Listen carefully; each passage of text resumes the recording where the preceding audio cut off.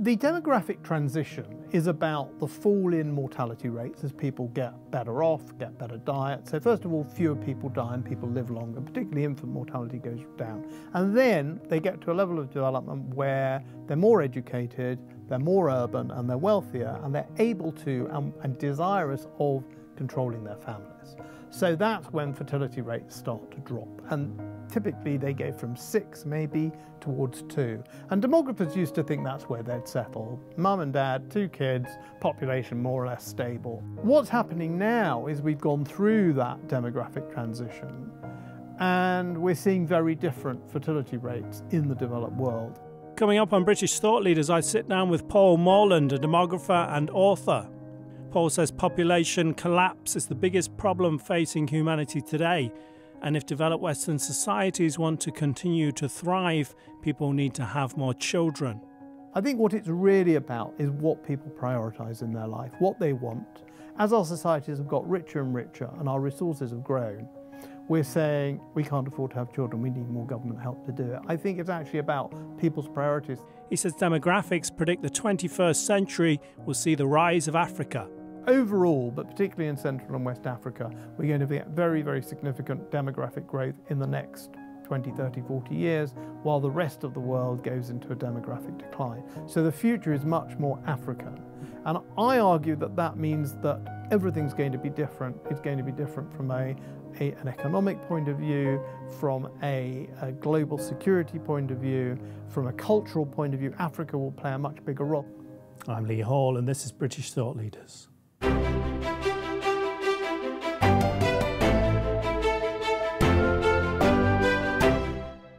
Paul Morland, thank you for joining us on British Thought Leaders. Thank you for inviting me. So your latest book, Tomorrow's People, is quite an eye-opening and fascinating read. When the media reports on things such as population shift, as a reader, it feels a bit like, wow, how did this happen? But from reading your book, it seems demography can kind of be used to explain how this happened and also predict what's going to happen next. Well, my last book, the previous one to that, The Human Tide, was looking at history and saying, actually, demography has been a big mover in history, particularly in the last 200 years since we went through or started to go through what we call the demographic transition, and things started to move very fast demographically. And it sort of occurred to me when I was writing that if history has been moved to a large extent by the forces of population, then the world today must still be being moved by those same forces. And the objective of this book was really to say, where are we demographically today? What's growing, what's shrinking, what's aging, what's getting younger, where are people moving to? And what does all of that mean for our present and our future? And I think whilst you can't tell all of the future from understanding demography, you can't get any sort of grasp on it unless you understand the basic dynamics of what's going on from a population perspective in the contemporary world. Back in the 60s, the population bomb was published, and it basically said there's dangerously too many people in the world, there could be famines, etc. I think a lot of people still believe that. What are your thoughts on that? Well, first of all, I don't want to overplay the errors of Paul Ehrlich. Plenty of people have done that. He was wrong about lots of things, but to his credit, first of all, he was looking at the issue, which so many people don't.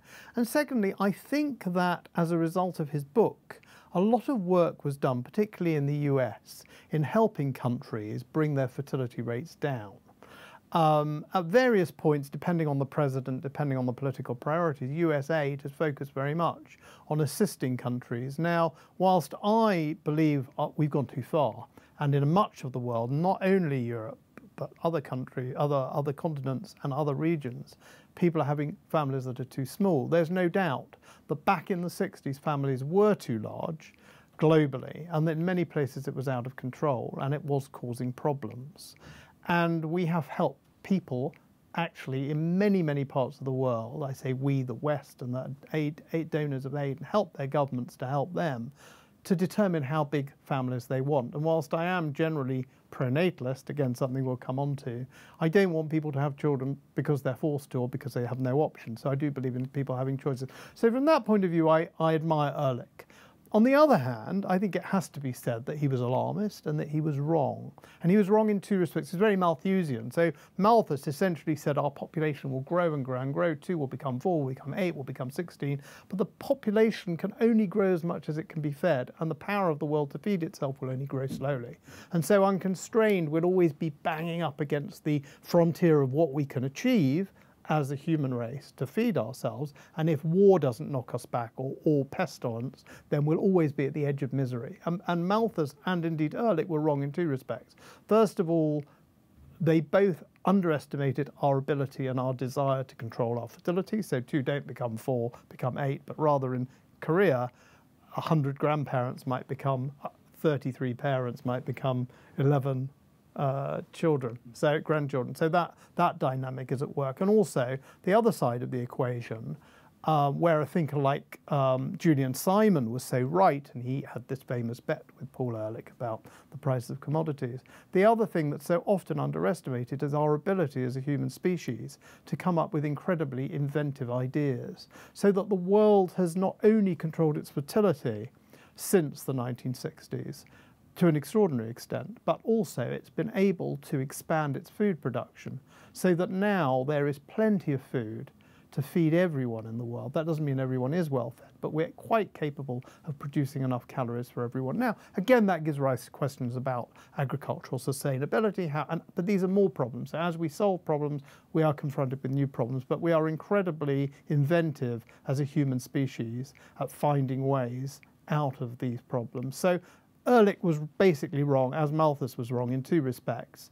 We are better at and more willing to control our fertility than either of those gentlemen expected, and we are better at and more able to expand our productive base, and particularly our food production, than either of them anticipated.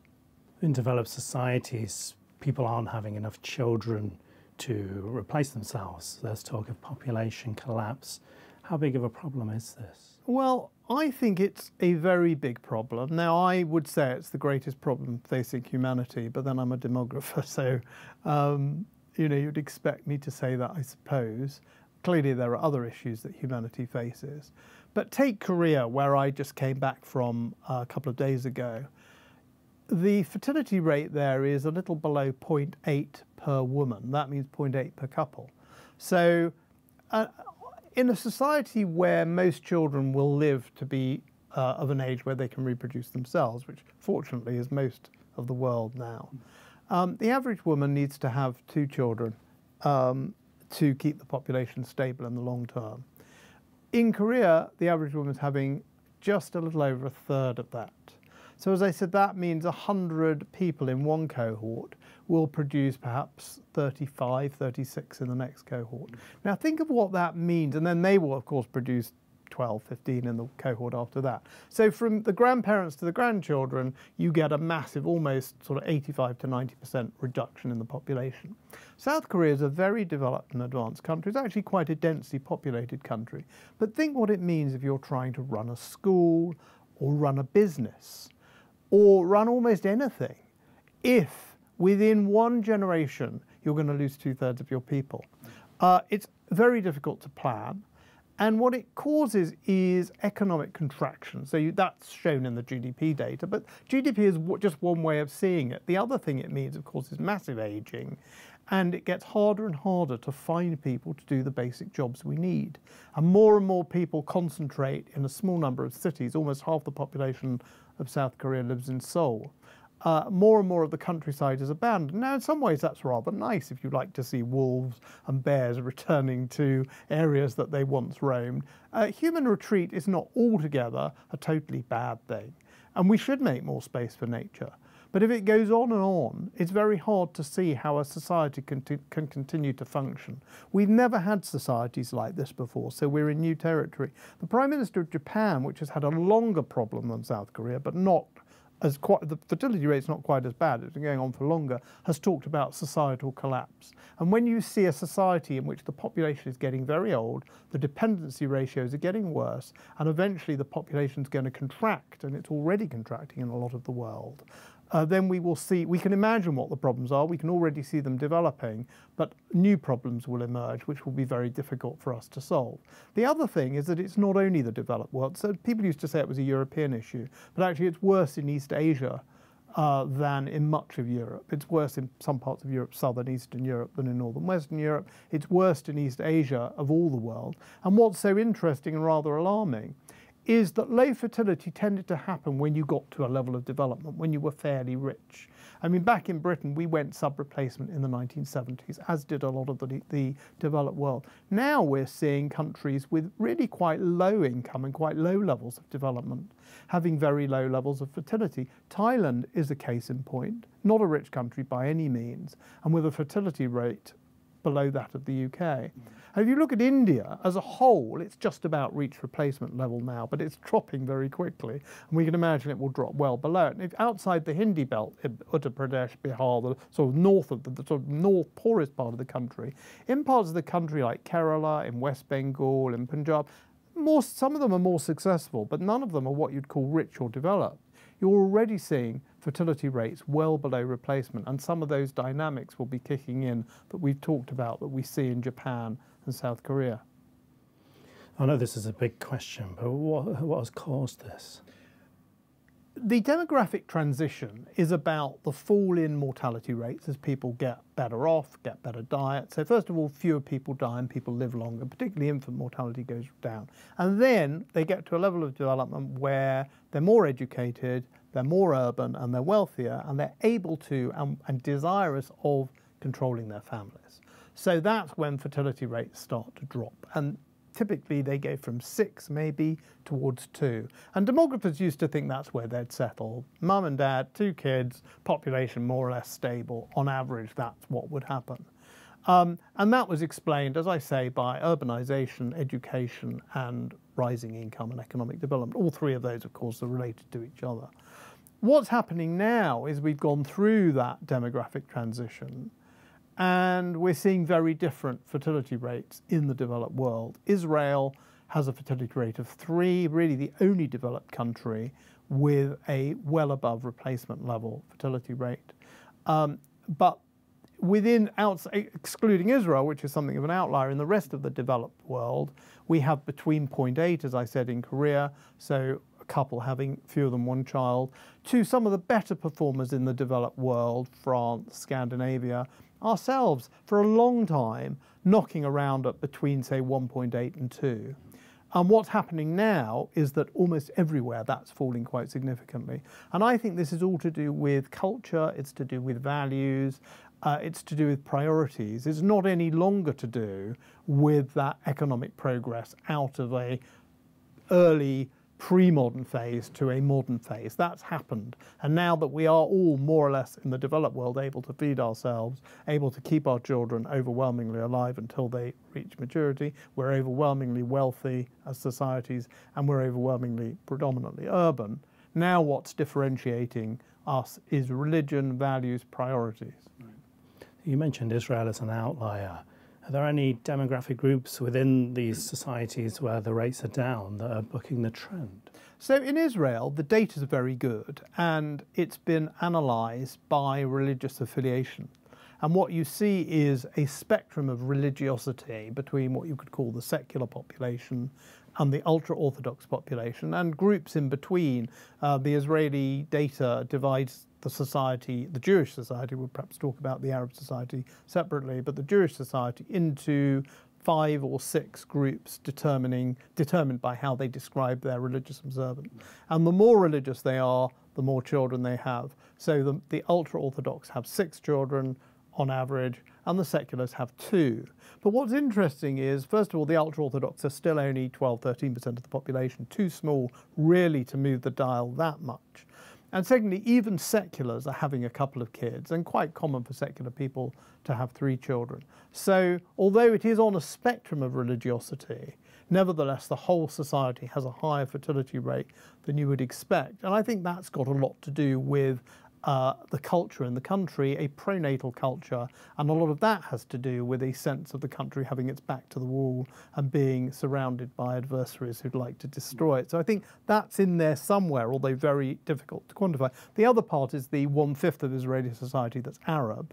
It did, or Palestinian, it did have a very high fertility rate, 9 children per woman back in the 60s, but that's gone through its demographic transition, and now the overall Arab sector, largely Muslim, partly Christian, partly Druze, has a fertility rate that averages the Israeli average, so somewhere between the 6 of the ultra-Orthodox and the 2 of the larger secular element, at about 3. So the Israeli Arab sector is now pretty average. So what's happened to the Israeli Arabs has been a more traditional demographic transition. As they've got more educated and wealthier and more urban, their fertility rates come down. It's the Jewish society, the 80% that is not Arab, that is of interest, and where fertility rates seem to be very much driven by values, priorities, and above all, religion.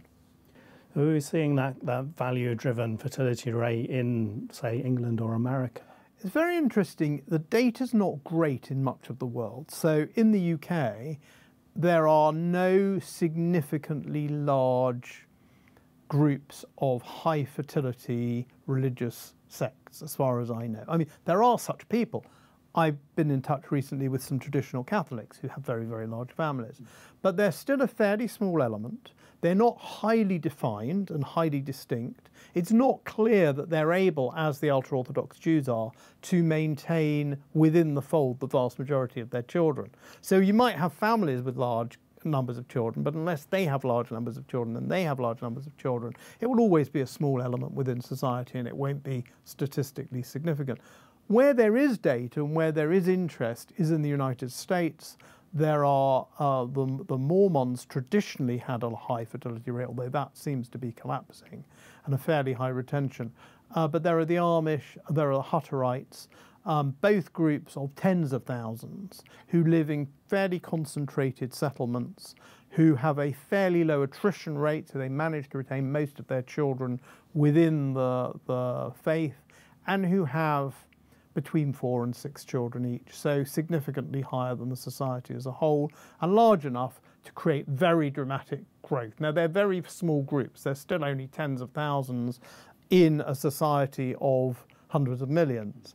But if you roll things forward, and if they manage to continue to have very high fertility rates and to keep within the fold the vast majority of their children, then they will become much more significant. The only other group that I've seen some data on is fundamental Lutherans in Finland. So outside Israel and outside the United States, in the developed world, there's very little data on those sorts of groups. And I think that's because those kind of small, high fertility, low attrition groups really don't exist in any significant number outside those two countries.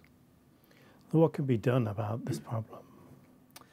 Well, I think the traditional thing that people do in Britain and so many other countries is to say we have a problem, let's call in the government. And people assume that there are political and policy solutions. And certainly there are things that governments could do. We look around the world and we see there are countries where governments are trying very hard. It's not particularly good for the reputation of pronatalism that the most prominent examples are Hungary and Russia, but there you go. They try all sorts of things. So money is the big motivator. I think the Hungarians are giving grants, they're giving tax breaks, the Russians have done similar things. Exactly how they're structured varies over time. The effect is limited, so the data is not all that clear. In Hungary and Russia, the fertility rate went up. But I think that had a lot to do, certainly in Hungary's case, with changes in when people were having children. So the fertility rate, which is a technicality, I won't bore you with how it's calculated, but essentially if a cohort of women delay their childbearing and have a similar number of children but later, while they're delaying, the fertility rate goes down, and once they stop delaying, it goes up. But if you look at how many children they've had at the end of that, it may not have changed all that much. I think that kind of dynamic's going on in Hungary. I mean, well done for the governments for having a go and realising the problem, but it's hard to see in an unequivocal way that throwing an awful lot of money at it, as the Hungarians are doing, is making more than a fairly modest impact. In Georgia, in the Caucasus, the church has got involved, and the leader of the church has offered to baptize, I think, third children and beyond. That seems to have had an uptick. And I think that actually speaks to something important, which is we can't just expect the government to solve the problem. The government can throw money at it. That seems to be not all that effective. The government can, however, also work with cultural icons to shift things along. I mean, I was in South Korea and people were talking about David Beckham and Prince William. Interesting cases of men who I think are icons for some people and who I think respectively have had 3 or 4 children. And those kind of examples do make a difference, I think, on the margin. Of course, a lot of people talk about the cost of bringing up children, the housing problems, and the childcare problems. There are a few things to say about that. First of all, I think it would be great if we could help young families get started on the housing ladder and help women who need to combine work and childcare, and men who need to combine work and childcare. I think we need a more equal relationship between men and women in these things, and we need a bit of help from government. But I think we have to be realistic as to how much that will really change things. Where we see cheap childcare like Germany, or cheap housing as in parts of Scotland, for example, we still see very low fertility rates. I think what it's really about is what people prioritise in their life, what they want. As our societies have got richer and richer and our resources have grown, we're saying we can't afford to have children, we need more government help to do it. I think it's actually about people's priorities. So again, getting back to South Korea, people were saying to me, you know, we can't afford, it's impossible in Seoul to have a... And my response was, you want to be in Seoul. That's really important to you in terms of your career, in terms of your life, expectations. But presumably there is an alternative life you could lead. If children are a really great priority somewhere else in the country, you might not have quite as exciting a life, you might not be able to network as well, you might have a different sort of career, maybe a slightly less challenging one. And I'm not saying that's what you should do, but I am saying that if having a family is your highest priority, you'll order your life in a different kind of way. And I think that's the same in the UK. I think it's the same everywhere. The very low fertility rate reflects people's priorities. And government throwing money at it is probably not really going to change those priorities all that much. We've talked quite a lot about births, but also deaths have quite an influence on all of this. Could you speak to us a bit about that? Well, the reason that deaths aren't featuring that much in the debate is because we've kind of got there effectively. Now, what does getting there mean?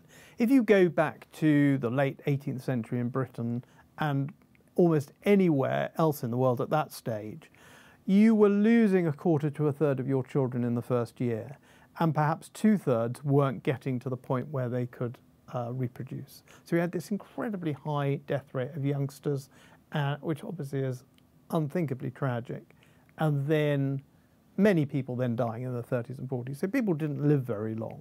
And that has shifted almost everywhere. I think the worst infant mortality rate now, that's deaths in the first year, is Sierra Leone, is probably down below about 10%, from 1/3 to about 10%. And it's got a lot further to fall. Countries like Peru have made extraordinary progress and are now still quite poor at where Britain was back in the 90s. So we've kind of got to the point where infant mortality in most of the world is very low. Every child lost is a tragedy and needs to be fought for. But at the same time, when you get infant mortality rates so low, it doesn't make much of a demographic difference. And you're getting countries like India where people are living on average to the age of 70. So again, great if that moves up from 70 to 80, but the death story, we've kind of achieved that as a human race. Relatively few people in the world are living short lives, and that's being pushed back, mostly in sub-Saharan Africa, and that is changing very rapidly. So the death story is kind of done. I mean, in terms of making an impact on demography, in terms of personal stories and personal lives, of course, it would be great if we could get our infant mortality down, say, to Japanese levels, which is half of where it would. Where ours is, but it wouldn't make much difference demographically. What is also happening that's interesting in some developed countries, including Britain and the United States, is that the rise of life expectancy is starting to falter, and calculated in certain ways is actually retreating a little bit. We see all sorts of reasons for that: deaths of despair, a lot of drugs in the United States, parts of the UK such as Scotland, which has the lowest life expectancy. Again, that's a real social challenge and needs to be resisted.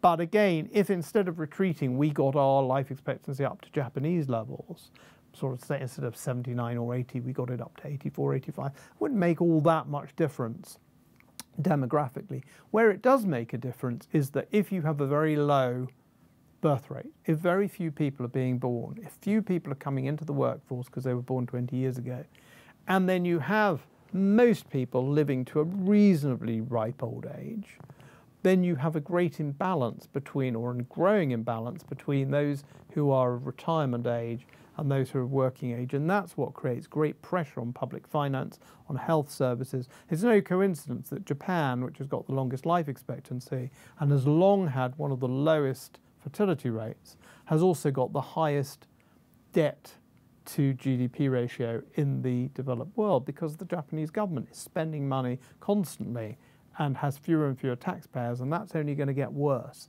We spend a lot of money on the healthcare of the elderly.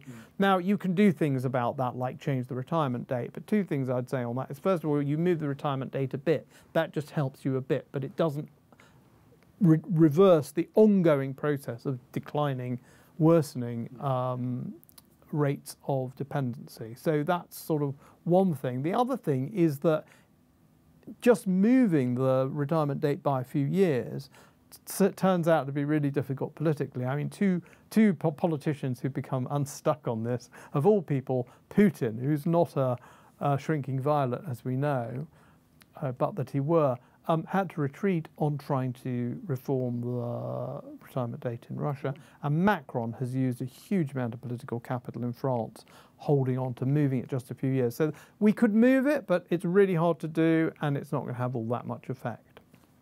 Immigration is obviously a hot topic these days. Britain's been open to a lot of immigration for quite a while. What impact has this had from a demography standpoint? Well, I make the argument that countries are faced with what I call the trilemma. So the trilemma is you can have 2 out of 3 things, but not all 3. You can have a growing economy, which requires some sort of growing workforce. You can have a low fertility rate, and you can have ethnic homogeneity and continuity, but you can't have all 3 of those. So Japan has said, we don't want to have large families, we don't want immigration, and as a result, their economy has gone from being one of the world leaders. I mean, it's still a wealthy and successful country, but it's no longer the prominent economy, the rising sun that it was in the 70s and 80s. You can go the British route of saying, we don't want very large families, we're not really prepared to replace ourselves, but we do want labour and we want economic growth. And that requires very fast immigration and very rapid ethnic change, as we've seen in the UK. Or you can go the Israeli route of saying, we will have large families, and we will therefore be able to manage our economic growth and retain a more or less stable ethnic situation. Yeah. So my point in saying this is, if in Britain people don't want immigration and want to bring it down, I think they have to understand the consequences. And the consequences are, we are already short of labour in almost every sector, despite the fact we have pretty sluggish growth, and we have 1 million people coming in gross a year. So I think it's about the choices we want to make as a country. And if we are going to say we want slower growth in the immigrant population and a more stable ethnic situation in the country, and the population which defines itself as white British remaining as a majority, then we have to change, either have to change our fertility practices and patterns, or we have to accept that the economy will shrink and we will be short of labour. And I've always said this to those who are very opposed to immigration. I say, well, fine, but how long will anti-immigrant sentiment in the country remain when people find there's no bus, there's no one to make an appointment with at the health service, no one to drive the tankers to the petrol station, there's no petrol. I mean, the Prime Minister of Japan is talking about societal collapse. So all very nice talking about AI, and we can talk about that. But as I see things standing at the moment, we need labour in most sectors of the economy. And if we're not prepared to produce that labour ourselves, then we need to import it. Now, the other question, of course, is where do we import it from? And traditional sources of immigration in the UK, such as Poland and India, now have below replacement or replacement fertility levels. India is very poor, so there's still a lot of, it's doing very well economically, but still there's a big gap. So I think there'll still be a lot of Indian people who want to come to the UK if allowed to. Mexico, more Mexicans are leaving the US than come in, have been for a long time. Mexico has a fertility rate not much higher than the US, whereas it used to be twice or three times as high. So I don't think we can rely forever on others to do the childbearing, child rearing and educating to fill our needs. So I think it's unrealistic to think it will be there. And of course, if we do want to plug the gap with immigrants, what we'll find is we have to go to countries which still have high fertility rates, and that will be fewer and fewer countries, and generally poorer and poorer countries with less and less educated people. So I think immigration's not an easy fix. It raises all sorts of challenges of integration. And the other thing, of course, is that immigrants, when they come to this country, tend to conform to our own fertility rates. So it can only fix the problem for a period. Immigrants will grow old, and it's really a Ponzi scheme to think that we can bring in larger and larger numbers of people forever to meet our labour requirements. Based on what you know now, where do you see things going for Britain, say, in the next 50 years? Well, my guess is that despite my best efforts, one-man campaign, I don't think we're going to shift our fertility rate significantly. In fact, on the contrary, when I look at the values of Generation Z and the priorities they have and their outlook on the world, I don't associate that with higher fertility. I associate it with lower fertility. So I think, and that's across all our communities. It's not just white British people. It's Hindus, it's Sikhs, it's Afro-Caribbeans. Very few of our communities have got higher fertility rate. So I would like to think that our fertility rate can pick up, and then in 20 and 30 years' time, we can have British-born people of all backgrounds and all races and all ethnicities filling our needs for the economy and the workplace. I suspect that that won't happen. And if it doesn't happen, then we will either need to accept the dislocation of a lack of labour, or ever-growing numbers of immigrants from where we can get them, and we just assume we could hoover them in according to our requirements. That will get harder and harder. So I think the pressure is going to start biting somewhere. The reason I talk about this trilemma is I think if people understood it, governments understood it, and voters understood it, we could probably have a more informed debate. When people just say, well, let's bring down the immigration rate, I think they have to understand what are those pressures that are causing us to have so many immigrants. And when the government wants to bring in restrictions, they must be listening to the voices of industry saying, well, we can't possibly do that. We won't be able to keep our restaurants open. We won't be able to keep the health service going. We won't be able to keep the transport rolling. So there's huge pressure from industry to keep the doors open. And what I see is not really a change in our willingness to produce our own labour force of the future, but at the same time a resistance, a reluctance to have endless flows of immigration and ethnic change. And somewhere, something is going to give. You compared Britain and Japan. I got the feeling from reading your book that Japan is kind of a demographer's dream, really. Can you talk to us a bit about what's happening there? Well, I'd say it's a demographer's nightmare, at least a demographer of my beliefs. A demographer's nightmare because it's not, the fertility rate is not as low as in Korea, but it's low, and it's been low for a long time. It only got low in Korea in the 80s. It's been low in Japan since the late 60s. So they've built up this problem. And on the other hand, they're very good at keeping their older people alive. They have pretty much the longest life expectancy in the world, so a very large number of centenarians, I mean, tens of thousands of people over 100, and that's growing very, very fast from a base of almost nothing. Fewer and fewer people coming into the workforce.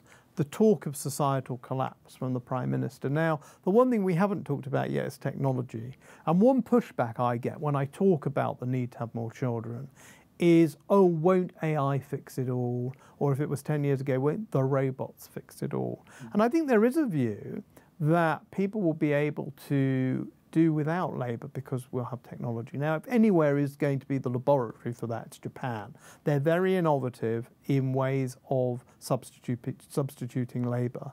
They have a lot of technology. A couple of things I'd say on that. The first thing is it's still pretty experimental, and it's very capital intense. So in order to pay for it, you need to invest an awful lot. And I think that will continue to be the case, whether it's robots or AI. So I think if we believe we can substitute labour with capital, or technology, we're going to have to invest a lot in that. And of course that has economic effects. Where's that money going to come from? We're going to borrow it from abroad, thinking we can endlessly suck in capital as we can suck in labour. Or we're going to have to pay for it ourselves, which means actually sacrificing consumption today. So I think that's one issue. I think the other issue on technology is as an economic point, which is economic productivity is not great. We haven't seen much productivity growth in the UK. We're particularly poor. But most of the developed world has got pretty low productivity growth. Now, if we were on the edge of a period when this incredible new technology is going to do the work of lots and lots of people, we'd start seeing it. We'd start seeing either a reduction in employment with the same economy and therefore more economic output per hour worked, or we'd be seeing very fast economic growth with the same number of people, but applying this technology. We're not seeing that. So when people say, oh, technology is going to fix the problem, I would say, first of all, it's going to be expensive to implement. And secondly, I'm not seeing it yet. If we're on the cusp of a revolution, surely we should start seeing it in the productivity data. We're not. So Japan is a very interesting laboratory for demography, but not one that I would be particularly keen on following.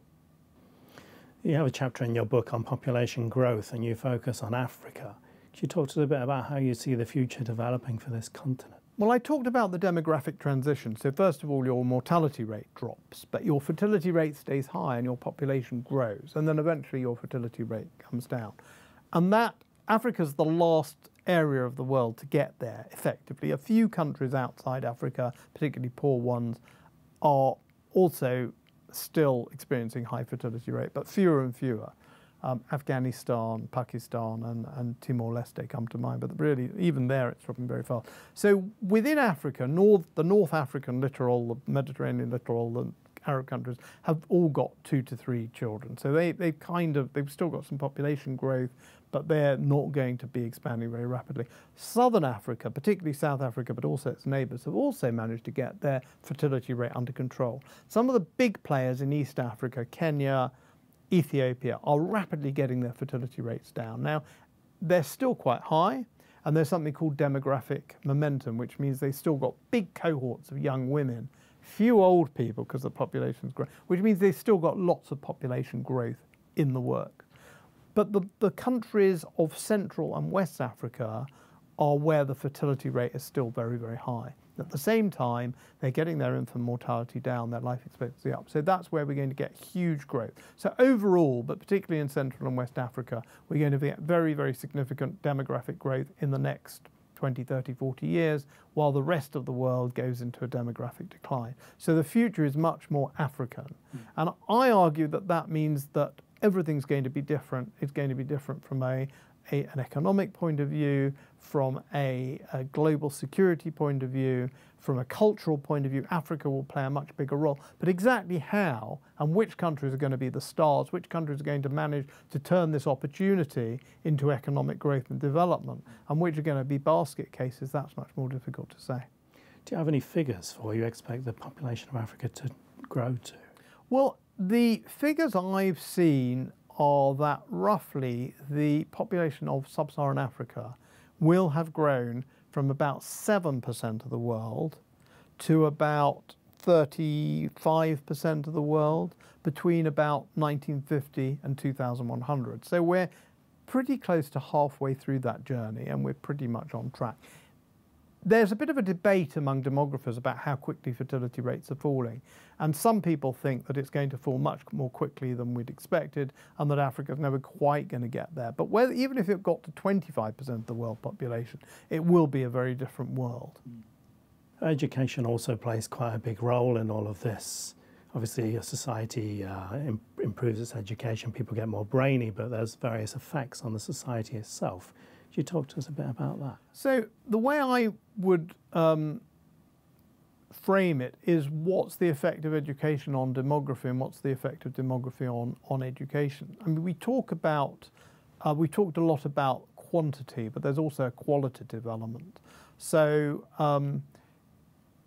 if people are going from majority illiterate to majority university educated over a few generations, as in countries like China, say, or getting on for the majority, certainly a third or a bit more, 40% going to university, then obviously in terms of productivity, it's a very different society. And as a society shifts from a largely illiterate to a highly educated population, it can do an awful lot more with fewer people. So that is one thing that actually will allow us better to cope with population decline. Having said that, much of the world is already very educated. I'm not sure that countries like the UK or the US or South Korea are going to get an awful lot more out of that when they're sending half their populations or more to university, where everyone effectively has been literate for generations. So, but for some countries like India, where the fertility rate is now falling and the population, largest in the world now, will level off sooner or later, the fact that they've still got so much that they can get out of their population by educating them better is something that needs to be borne in mind. The other way around, in terms of what does all of that mean for demography, as we know, more educated people, particularly more educated women, have smaller families. So as more and more of the world moves into this high income, high urban, most people living in cities, and highly educated world, then the natural tendency is for the fertility rate to fall. So now the challenge is, yes, we want all our young people to get good education to fulfill their potential, and we want women as much as men to be there.